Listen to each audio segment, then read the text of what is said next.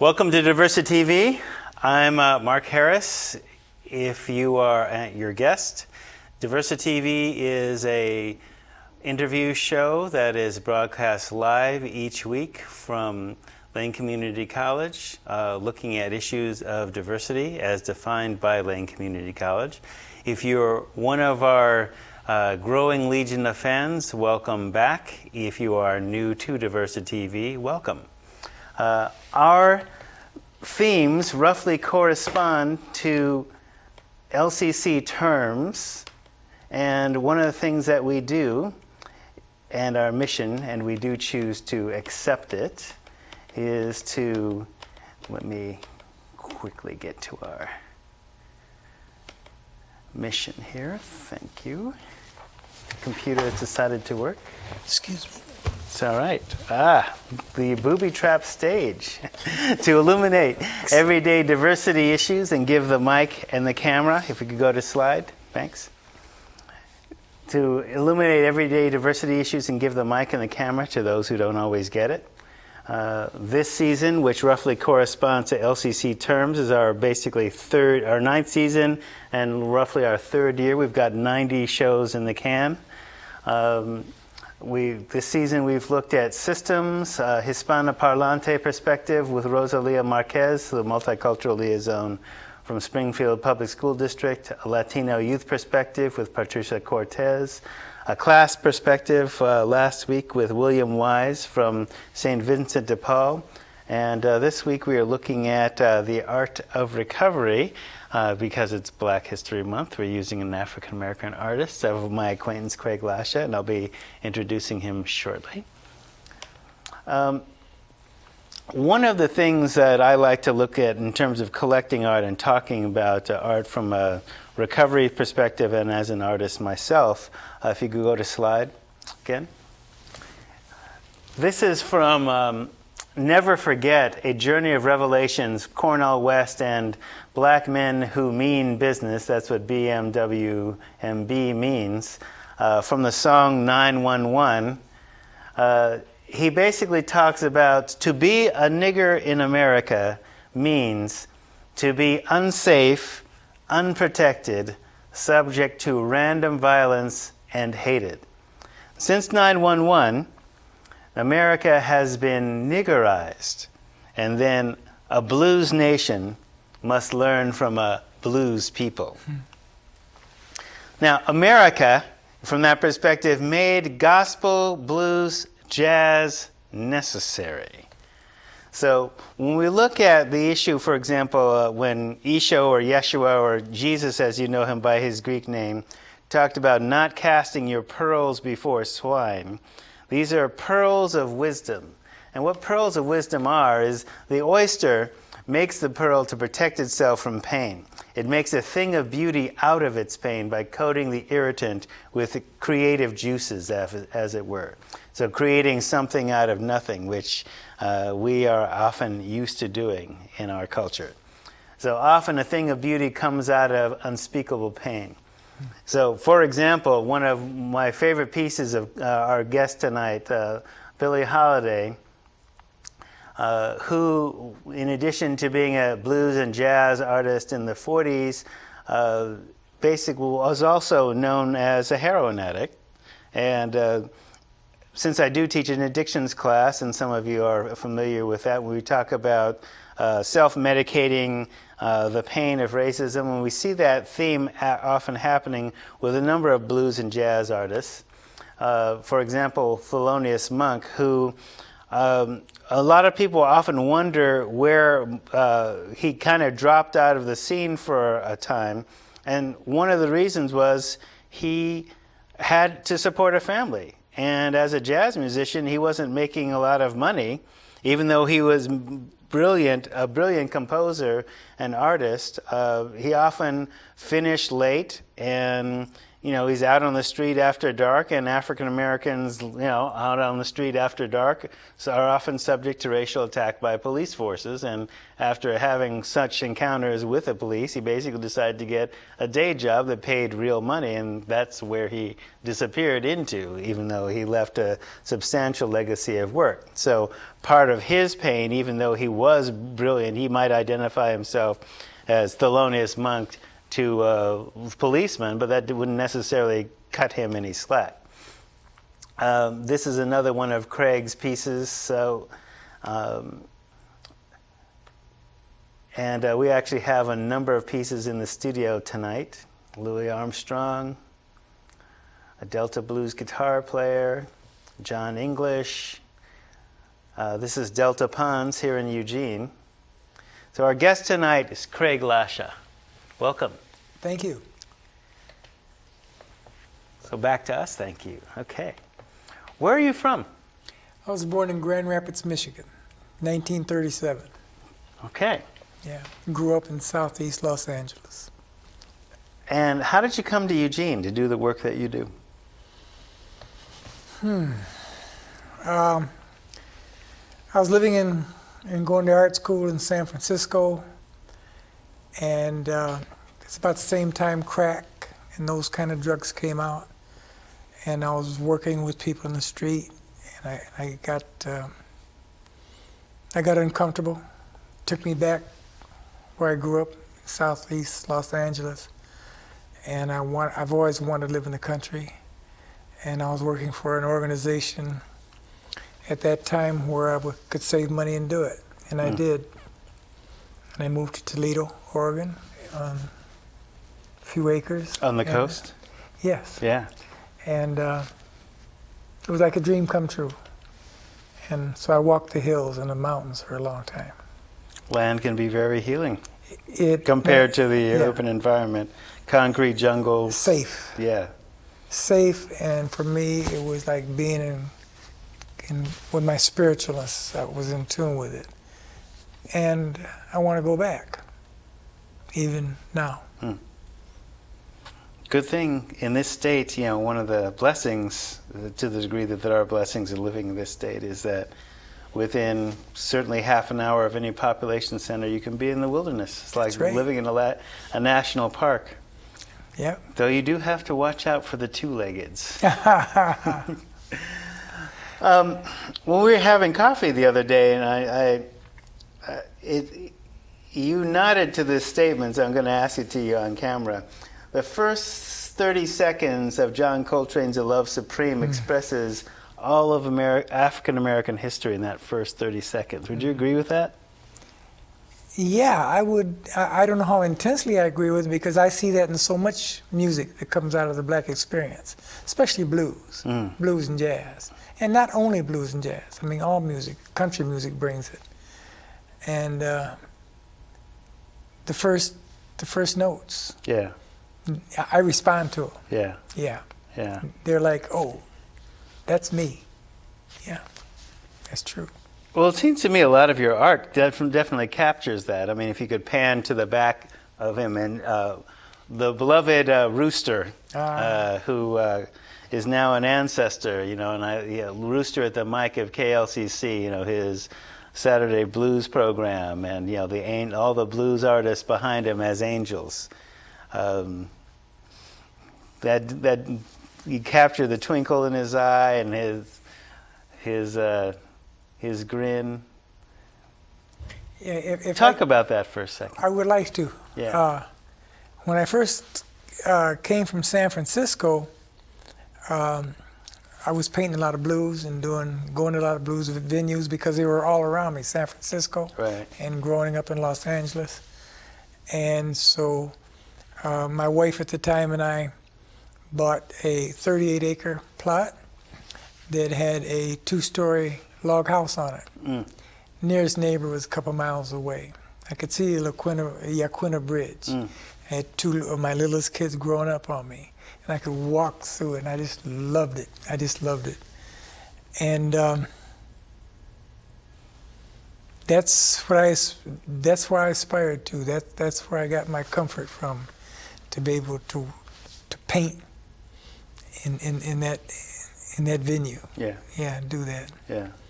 I was going somewhere else, but I lost it because I got caught up in. Well, Rooster. Oh, thank you. Yeah.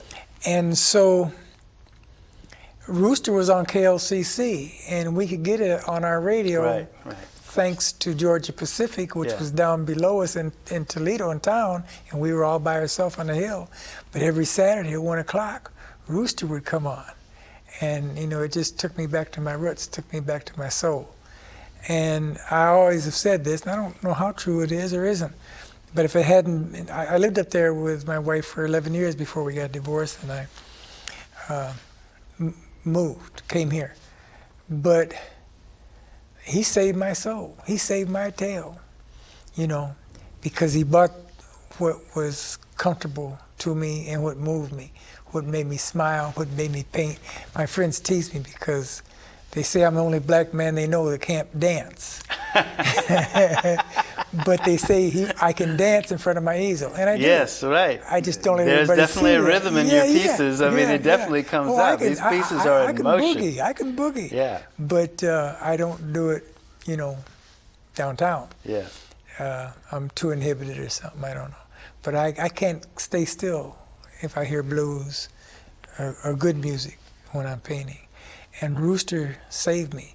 Right now, as we talk, in a motorhome that I own that is out on the country, I have just stacks and stacks and stacks of tapes of Rooster, or of his music, the music he played, all the time. I mean, I could open up a store, because I would play in my old red truck when I was going to the mill or sitting out on highway, on the highway painting. Yeah, Rooster was special to me because he kept me alive, kept me in touch. Who else was I going to listen to?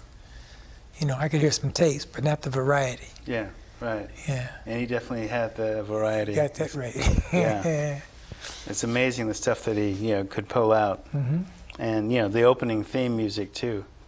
Yeah, that's what I can't think of. It was almost tribal. Right. Remember that? Right. Yeah, like funeral dirges, I mean, growing up with that, music, especially, in church, people, I guess the funereal dirge, but not just funerals, is also talking about, enduring great pain. Yeah. And coming out of it, and there's still hope. Even though it sounds dark, it's like there's still hope. I'm glad to hear that. I'm glad to hear you say that, because I wonder a lot of times, is it going to go away? Yeah. Because it's a part of what I need. And that's just it. I was just looking, preparing for the show and, creating slides and stuff like that, and I wasn't able to find the Robert Johnson piece that I have on my wall that you gave me a couple of Christmases ago, but You shall. It's going to come at you. I'm going to get you one. Okay. Yeah, right. It never stops. Okay, so, there's a phrase in there. So you got his name caption, and you told me the story about what looks like a tear, and it basically was one of those artistic accidents that, You got it. Yeah, right. Yeah. And the paint started dripping, and it was like a tear, and he's got his famous guitar. There's a crossroads in the back, Absolutely. right? And maybe it's the devil or something, some figure in the crossroads. But then it said it never stops. What did you mean by that? The pain. Mm-hmm. The pain never stops. The story itself seems to never stop, I suffer under the illusion, this is better, We got Obama, we got a black president, we're going to come together as a people, all loving each other, regardless of our races. And we get these promises. I've got them. Right. I'm 72 years old. For 72 years, every once in a while I get these things. Oh, gee, we got black soldiers now. We have interracial couples. And right. It makes me hope for the better, for our people. But it seems like inevitably something will come along that will sour that soup or disappoint me because I'm kind of childish in my beliefs. Yeah. And I always get disappointed and find myself sitting on a stump somewhere or in front of my easel, you know, maybe shedding a tear. Yeah. I was talking with I'll call him a young brother. Okay. He's younger than us. Okay. That's not hard. Yeah, I know. I mean, and I said, I was telling him about a film, because, he used to be in the life, right? And I was telling him about a film about, this Crip, who's 30, which is old for a gang member. He goes, really? That's old? Because he's that age, right? Yeah, well, yeah, right. About, kind of the origin of the gangs. The film was called Bastards of the Party, so it's about the origin of the Crips and the Bloods and where, Slossons came. And it occurs to me, when you say Southeast Los Angeles, so you mean the other side of Central. Absolutely. Right? So when Central was the black community and, jazz and all that kind of stuff, and you're born there, and so you remember all that history that I know of because I'm old enough to remember when the Slossons were a gang, and what the Slossons were about. They were not a gang to do crime. They were a gang to protect black people from gangs of, the white gangs were called the spook hunters. And the young brother was basically, what? Really? Imperial was black? Was not black? You mean Centennial Park was not black? Yeah. Like, well, no. We used to get beat up by white people. LAPD imported Klansmen and ex-military from the South directly to their ranks, and these gangs would beat up black kids, just beginning to integrate the schools as well as the parks and the pools and stuff like that. And so the Slossons were formed for protection, right? And he couldn't believe that. So, and I lived, grew up 48th and Dinker and then also Culver City, right? And so we were one of the first black, families to integrate that neighborhood. There were still white people when we were growing up in the 60s, right? So you remember that history. You grew up when that line was more developed. So, right, black soldiers, right. Well, we had a black Joint Chiefs of Staff, so, right. I mean, so you've seen a lot. You've seen a lot of the blues, right? Yeah. Right. So in terms of where did you get your start doing art? I think I was inspired, as I recall, as a child, by my mother. My mother was the only one in our family until I got a degree, and now my youngest son's getting one. But my mother was the only one that got a college degree in Grand Rapids. And so she was always looking to push me, And she'd give me the tools, she'd give me the pencils, the erasers, the paint. And I found out after we moved from Michigan to Los Angeles, East Los Angeles, during the Second World War, that this was a gift that I was been given, and it was special. And I could get things in Southeast Los Angeles from my art that I couldn't get from who I was. What kind of things you mean? Self-respect or respect from others. You see, when I came up Southeast Los Angeles, were mostly the white and the blacks, were from Texas, Louisiana, Arizona, Southern, and they brought the culture with them. And so it was a little tough because I came out of the North, Michigan. Yeah, right. And my parents were, I wore short pants, which I had to run home from school the first 6 years of my life from that, because nobody is supposed to wear short pants, or dress or talk like I talk. Right. And if you know where Avalon Boulevard is, that's where I learned how to fight. And I kind of regret it because I got fairly well in it, and I fought with the gangs, against the gangs for years until I ended up throwing away a strong foundation to be one of those African Americans who could be a part, like a lot of my relatives were, lawyers and physicians, but I went the other way because I came out of the streets and that's what I thought I had to do to survive. Right. And I became well enough at it that I went to prison 2 or 3 times, to tell you the truth. Yes, right. And the other parts of that life, because this segment is basically talking about the art of recovery. So Well, that's how it all started with me. Drinking and smoking weed. First time I ever smoked a joint, I was going to Reese, and Jacob Reese was a school for kids, all boys, and you couldn't even get in there unless you were just a real poor case. Yeah. And I got in there and did well. One of the things you had to do was smoke weed. Right. So I started and smoked it for years and years and years. I don't smoke anymore, but I did. Sold it, smoked it. Yeah. And created a whole lot of habits that partly made me who I am today. A lot of that I'm not proud of because I wasn't raised to be that and because it's not negative.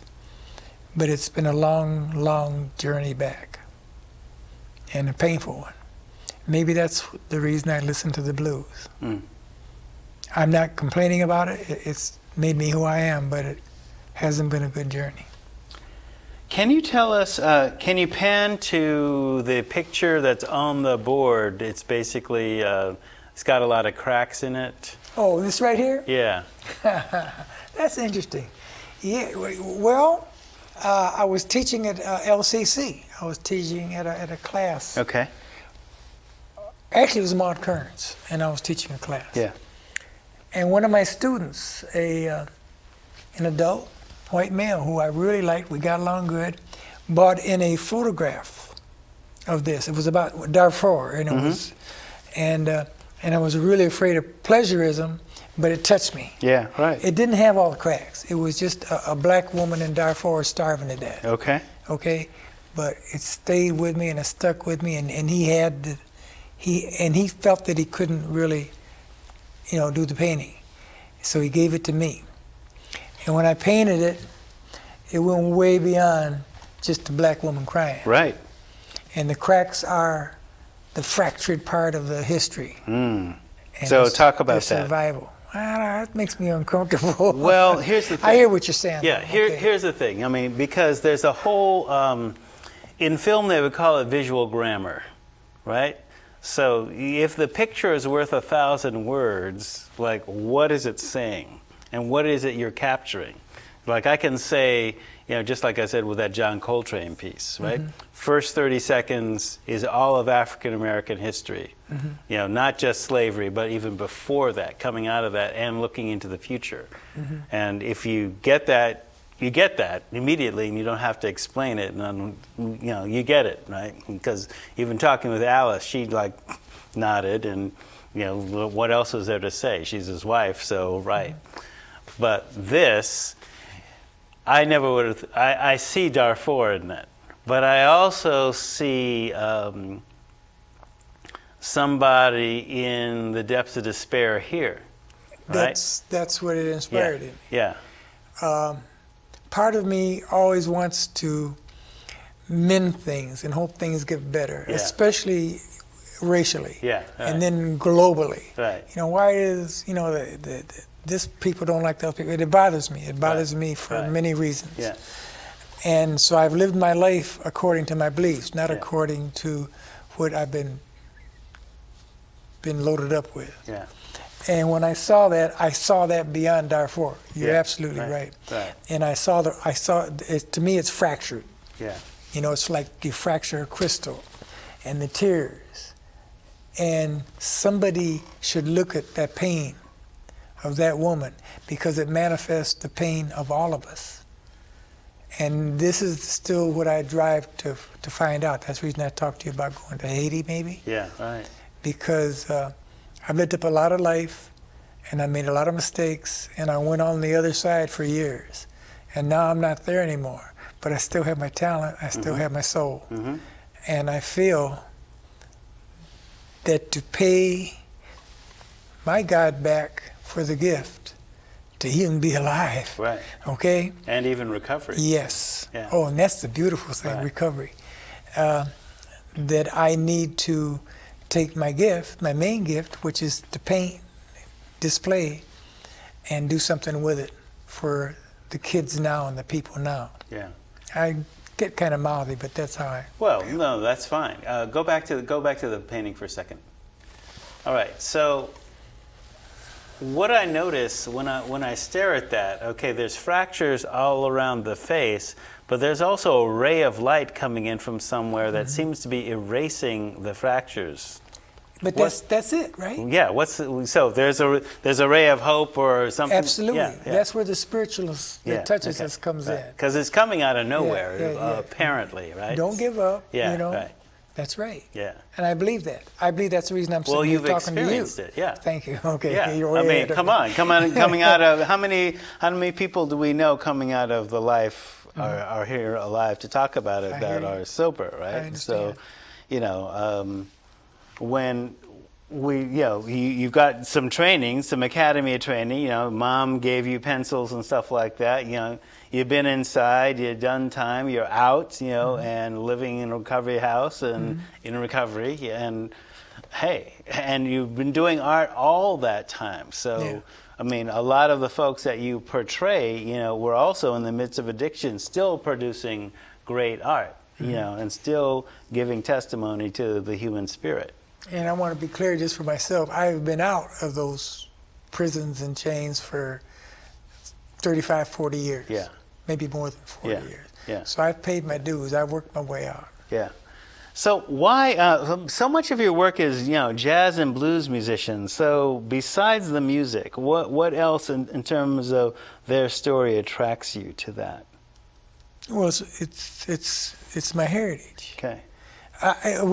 When you say what you just said, I think about being in the 5-4 ballroom in East Los Angeles at 16 years old, Wow. with Bobby Blue Bland. Does that Just even do that. exist anymore? I don't know. I took my youngest son there, who has been through Yeah. LCC too, and he just called me on the phone a little while ago. He's been in Florida, and trying to show him where I came from, and it was a little heavy for him. He grew up in Oregon, Yeah. San Francisco, Yeah. and what I saw is cultural vitamins. Yeah. I think that it was a little more difficult for him to identify with. Right. And to relate with. Yeah. Right. And, yeah. I know. I mean, it's not so much that I'm nostalgic for that time, but some part of me is, because, taking the kids back, right? And, even going to, Oakland or, Los Angeles to, the places that, we used to live or whatever in the time that we lived there. And, thinking about, we didn't think of it as historical times at the time. No, we didn't. But it was, Yeah. right? And so, and they don't necessarily get that because, of course, Oregon is, it's interesting that all these LAans, have made it, here to Eugene where there's no intact black community, quite deliberately. And so, to even have, what has always struck me as ironic is that in this place, more white people are into black cultural artifacts than a lot of black people are. I think that's a miracle. Excuse me for interrupting. Yeah. But that's the miracle that will get us together and over all that old voodoo laid stuff and hatred and anguish that we've carried. Yeah. And I think music can do that. Yeah. And art. Yeah. I know it can. Yeah. And, Well, you're an intersection of a number of cultures. You're native too, huh? yeah, I got some Cree, and my mother's grandmother was from Holland, and on my father's side there was black, of course, and French, and yeah. But I revel in that. I like that because I want to see the whole world get past and I get very sad sometimes because it doesn't look like it's going to happen. You know, seeing it will blow me away sometimes. You know what I mean? Yeah. Yeah. And that's kind of what I try to do, but not be obvious about it, is to say, hey, you know, we're really all together and we can make this happen. You know, this is good. And then I become discouraged and unhappy. So what do you paint when you're discouraged and unhappy? That's a hard one. I paint the things that make me comfortable, and that's usually landscapes, mountains. Okay. I go find me a place to sit, like on the land that I owned once, and I will set up my stuff on my old truck, and I'll paint, and I'll just stay there and paint, and I begin to see, you know, animals and skies. I begin to see spirit, feel spirit, you know. On the other hand, I feel a tremendous obligation to paint the ethnic part that still remains with us, you know, whether that's in an old barnyard and, you know, guys out there playing country music, or whether it's the steppes of Louisiana and people reach back to get that culture.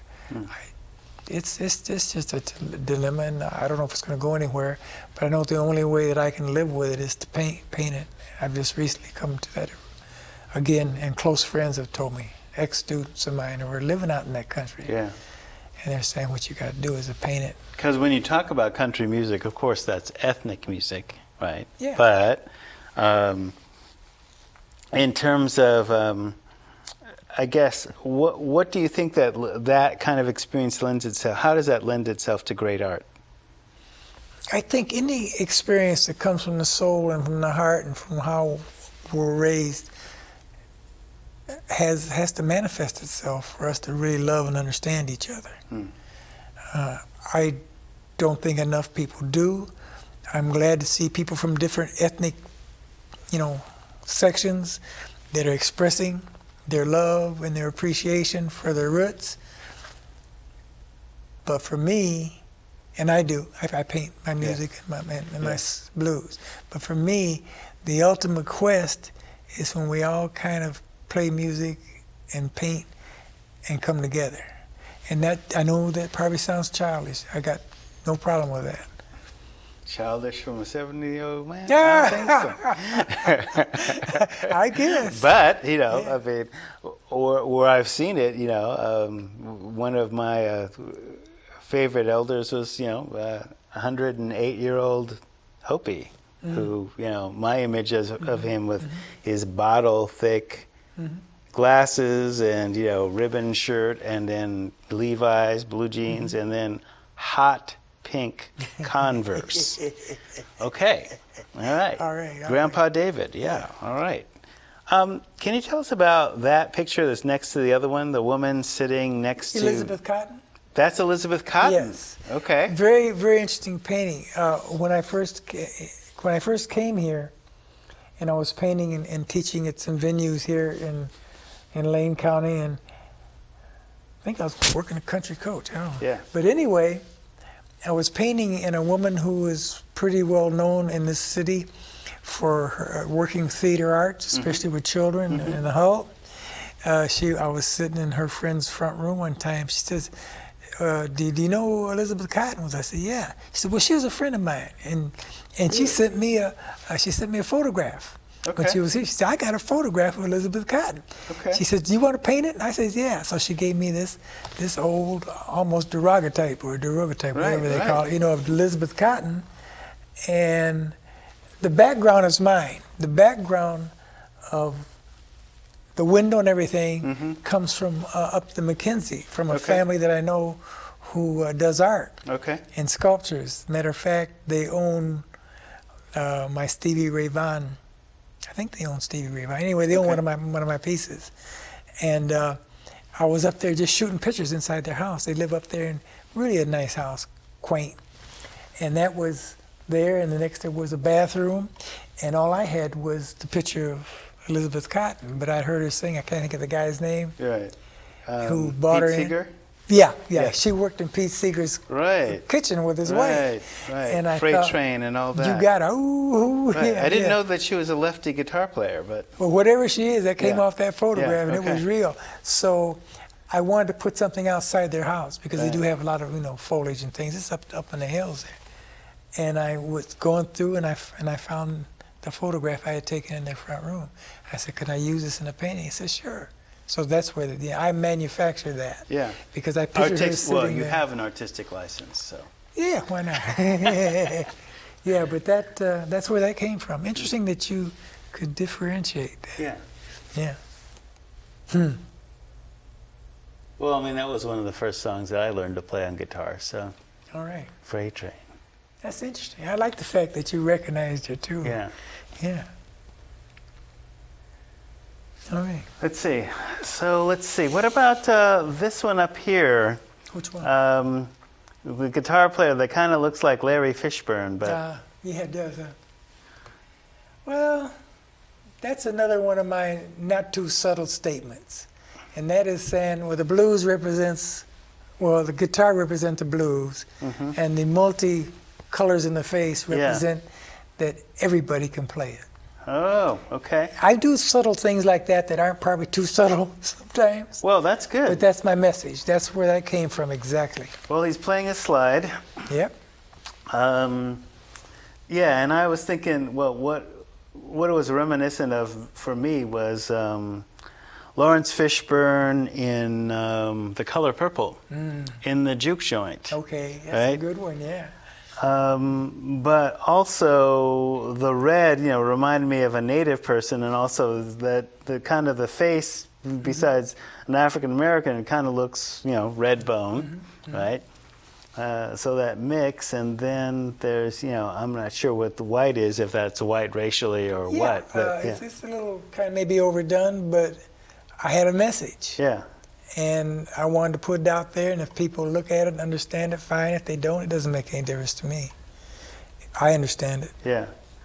And the one screen left down from that, is that Saturday Market? That is Saturday Market. Yeah, one of my best friends who is opening, as we speak, a gallery in Montana. We were in Saturday Market, sitting there, and these two young fellows were sitting there right off the corner. And I like doing things live. And I asked them, I said, "Do you mind if I paint you?" And they said no, so I did. And probably took some background stuff with the camera, but I'm not really sure. Yeah. There's an awful lot of technical stuff in there. I doubt if I sat there and did it in one day. You talked about, when we were having coffee, doing that kind of knocking something out in an afternoon in Mexico. Oh, yeah. What was that about? It was about making money. Okay. Because I can do that. Yeah. I try not to, but I can do that. And I like the plein air, fresh thing, to go into it, spontaneity. It's like the one I did here of the Wayne Morris Square for the people who own Wayne Morris, whatever. Yeah. But it wasn't sold when I did it. But I just started doing it because I like the drums, and I like all the kids and the hack sack. I like people. Yeah. It's probably pretty obvious by now, right? Yeah. And I usually start, and somebody will walk along. And that's what happened when I painted in Mexico. I would just go down until they hired me. I'd just go down and start painting. And, people getting married and having their wedding there from Canada or Europe, the United States would come by and say, "Oh, wow, can I buy that?" So I could do it real fast. So, and that's where that came from. I was just moved by watching those two young guys from right here in Eugene and playing their music. They didn't care if the park was full or not. They were playing their music, Yeah. So that's one of the blessings on being an artist, is you get to touch people and listen to people and watch people, And because of my past, I find that I've needed a lot of awareness of loving people. Mm-hmm. So let me ask you a question along those lines. You can ask me anything you want. All right. You know that. All right. So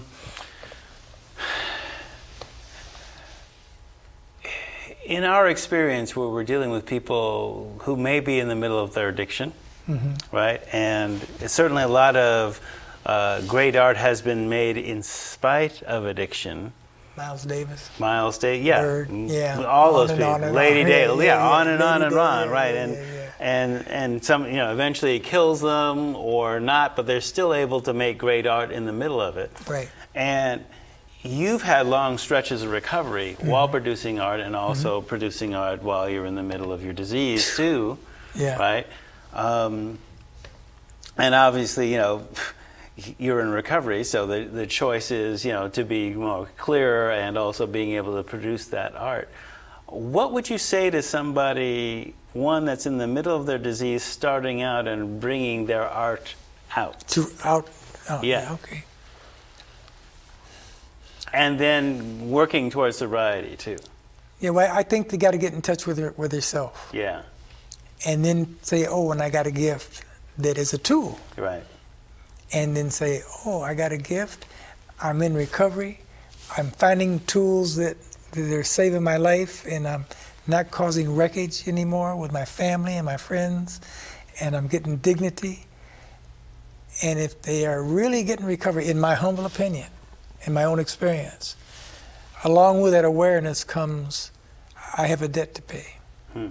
It's that simple. It's rent, like Muhammad Ali once said, okay? Yeah. Change is the rent that you pay I for having a body. I had no doubt about that Yeah. for myself. Somebody else might feel different. So getting in touch with that soul and that spirit, even in the midst of your pain, and being able to describe that pain, even if it seems indescribable, the attempt to do it.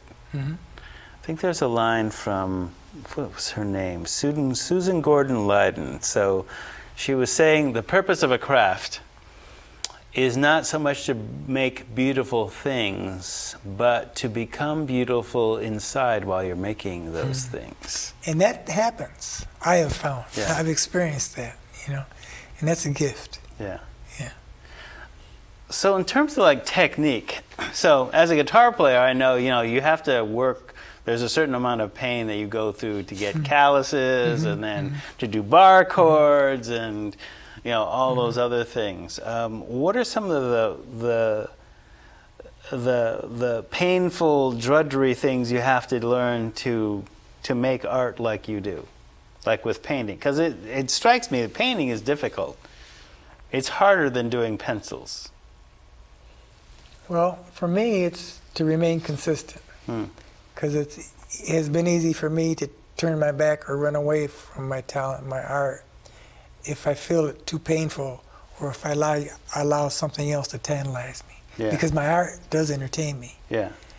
And it's one of the reasons I don't really watch sports as much as I used to. Because sports falsely excites me. Right. Right. I grew up with the Rams. Right, the LA Rams. Yeah. Right. I was on their youth thing, on the circuit, the banquet circuit. Right. So I got to know them, and I get all pumped up, and I will lose, and that's a good thing. It's not a bad thing. Yeah. But it's also superficial when I compare it with the gift potential of using the gift that I've been given to do something that can truly be original and truly touch somebody else.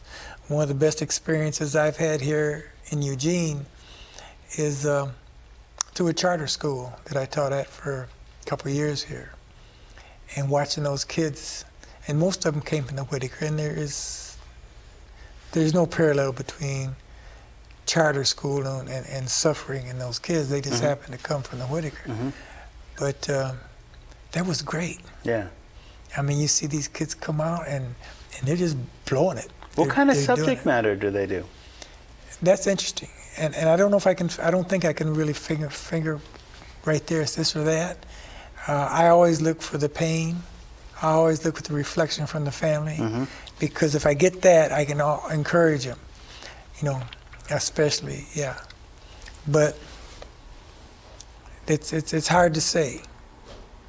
It's hard to say. Some of it comes out and it's just genius. Some of it is fantasy and I don't understand. Yeah. That, as we sit here, when I walk through Eugene and I go to the galleries, I see a lot of art that I don't understand. But the difference now that I have some years and some experience, I don't say, I don't like that. Yeah. I have to say, I don't know that. I don't understand it. And once I understand that, then I can understand the new artists and be open and less egotistical. Because the ego is a part of recovery, getting a hold of it, for me. Ego is part of recovery? It's a part of getting a hold of ego and understanding it. Okay. I read a lot. Okay. And I read things that deal with ego because I've suffered from ego for so many years. I mean, how can you stand on a corner in Los Angeles and with, you know, a suit made out of some kind of animal and pointed shoes and with a car you can't afford?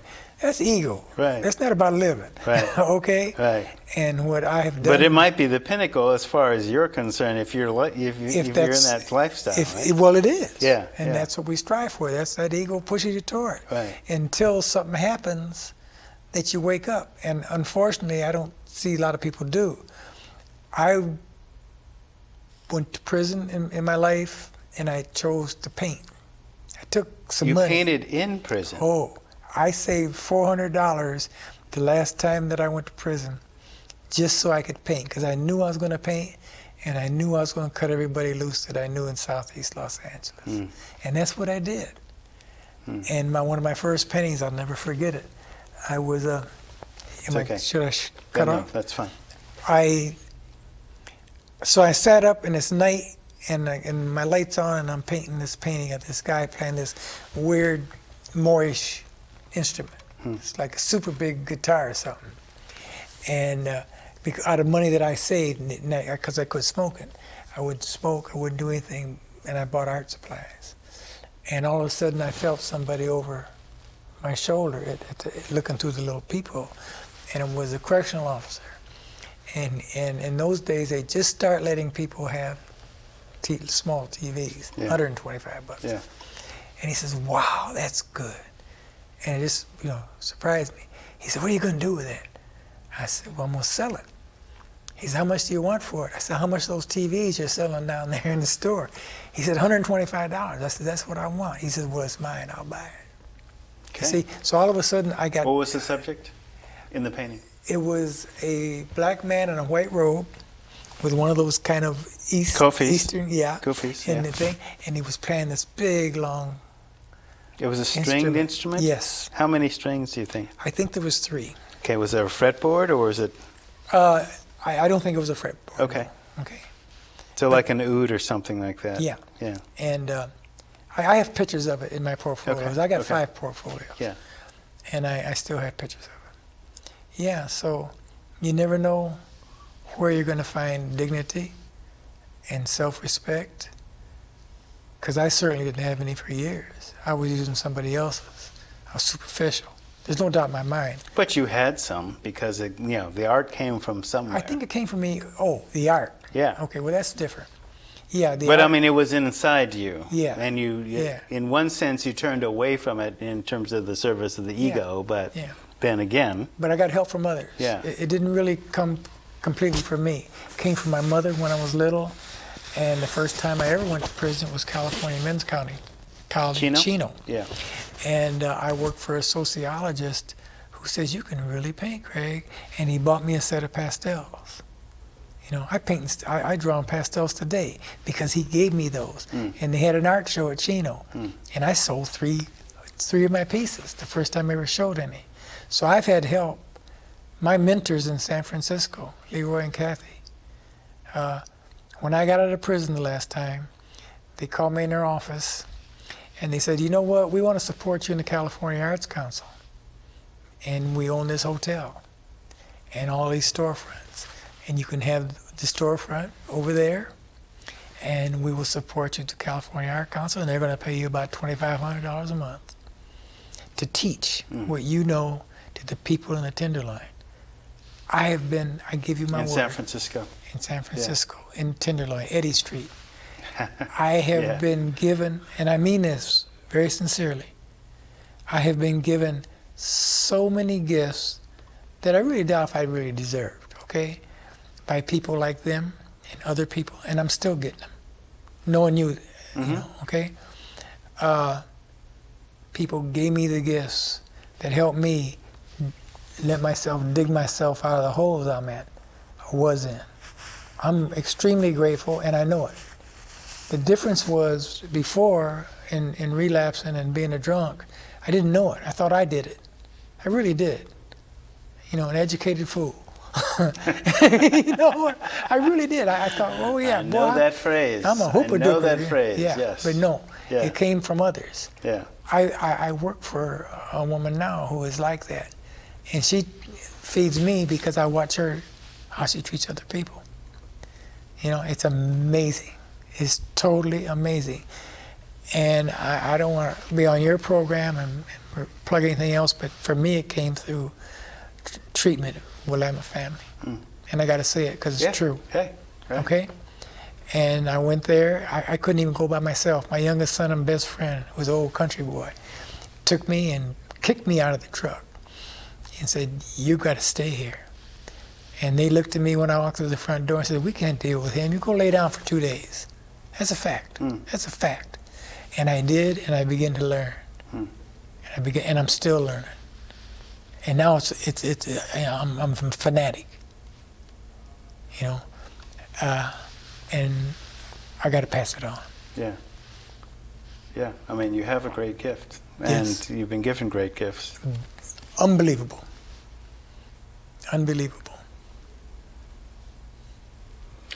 So, someone was starting out. What would you tell them now Starting out doing what? Recovery or painting or what? for recovery? Yeah, it's a tough one because, you know, I live in a recovery house where I have to talk to young folks all the time. Right. First of all, I found out that I don't know. I can't look at somebody when they come in or want help and know whether they are ready for it, can do it, or even know what it is. I thought I could at one time. And that's when I was dealing with ego. And now there is no doubt in my mind that I can't look and see who's ready and who's not ready. Right. So what I have developed is a sense of listening and hearing that, just that cry out from within them that they want to change. Don't get me started, Mark. Well, hey, we've only got a couple of minutes, so it's okay. It's Well, fine. Don't worry. That they want to change. Yeah. You know, it's not can I. You know, everybody can fake. Most everybody's faking anyway out there. Right. I mean, for example, you know, before we came on, you basically talked about, I thought I could have one drink at Luna's, and and that was behind 10 years of recovery. That's right. Right. Yeah. Yeah. And so not only can I look at somebody else and tell when they're ready, although I have developed a tune to really hear when they're desperate. Are you really ready? And I offended. A guy called me the other day, and I started asking him these questions. Are you really ready? Is that the most important thing in your life? And he got mad and told me, you know what, I don't want to talk to you anymore. I says, no, you really don't. Because that's how strong I am in my recovery. Well, let's be real. I mean, basically, there has to be something that, it has to be something you want bad enough so that... Worse than anything. Yeah, worse than anything, and it's getting in the way, and if it's the bottle, the pipe, or whatever, the needle, and it's between you and, say, your art, and you're giving up your art, Yeah. okay, you're giving up your soul for this? Yeah. No, you got to be real. You got to know it. You know, and that's all. I can't put it any different. Right. Well, I mean, the way that we were talking about before, addiction is slavery. So you got that right. Okay. Addiction is slavery. Do you want to be free or not? That's it. Okay. And you can't free a slave. A slave has to want freedom That's right. bad enough to get free. That's right. And most people... And as African Americans, we can say that, and you get it immediately, just like the thing with the Coltrane line. Yeah. You get free or not. So... Well, a lot of people don't know what freedom is. That's what I believe. Yeah. Okay? I don't have any doubt. So I'm a lucky one. Because I don't have any doubt what freedom is and what slavery is as it comes to addictions. Yeah. It's got me sitting here at 72 years old, having almost thrown away my whole life. but you paint and you have your art. Yeah, I was And given a that- gift. And that shows us the way. Yeah, it's helped me. And if I can use that to help others, I'm going to do it. Yeah. That's my best shot. Okay, Let's leave it there. let's leave. Thank you so much for inviting me. Yeah. Okay. If you like what you've seen, email us at DiversiTV, care of live class at Lane CC. Put lanecc.edu. Put DiversiTV in the subject line. Tell us what you like. Tell us what you'd like to see. And we'll try and work it in the time that we have left. Our time is limited. You might want to let the administration know that you'd like to see more of us. But we're going to give it our best shot and go out with several bangs and several power shots here. Till then, go well, stay well.